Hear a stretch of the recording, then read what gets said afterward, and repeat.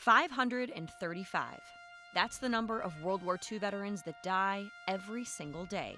The Northeast Indiana Honor Flight Network wants all of the 1 million who are still living to visit their memorial in Washington, D.C. We're paying some people back for some things that they did. Dennis Covert isn't just a board member.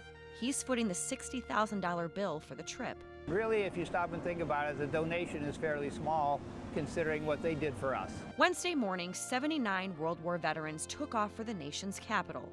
Waiting in the plane, one by one, I heard their stories.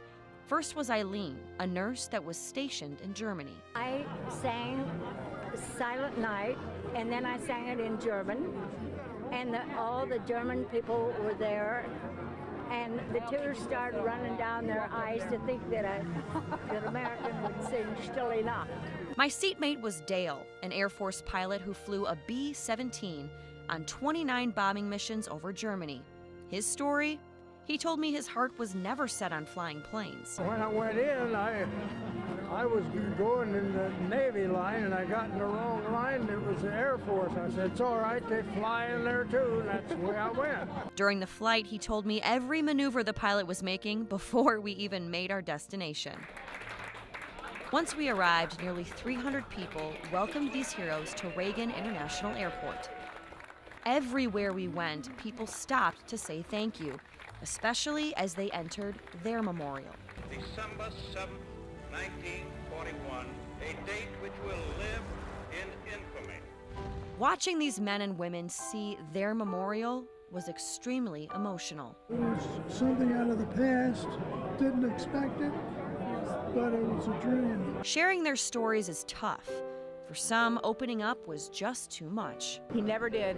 He used to tell me he had KP all the time. The vets went to other sites in the city, like the Vietnam and Korean War memorials and the Air Force Memorial. Like the Air Force thing up there, as well as anything, you got the view of the whole city and everything else nice up there. They also watched the changing of the guards at the Tomb of the Unknown. They even took part in the ceremony. It was just such an honor. They call them the greatest generation. The world wouldn't be what it is today without their sacrifices. He enlisted right after his 18th birthday because he realized this was going to be the defining event of his generation. Back in the day, these servicemen lived for the telegrams they got once a week. So to bring back those memories, Honor Flight delivered mail to the veterans on their way home. I'm very surprised to get these. Some of these are from the girls in my office. Oh, there's all kinds of letters in here from people.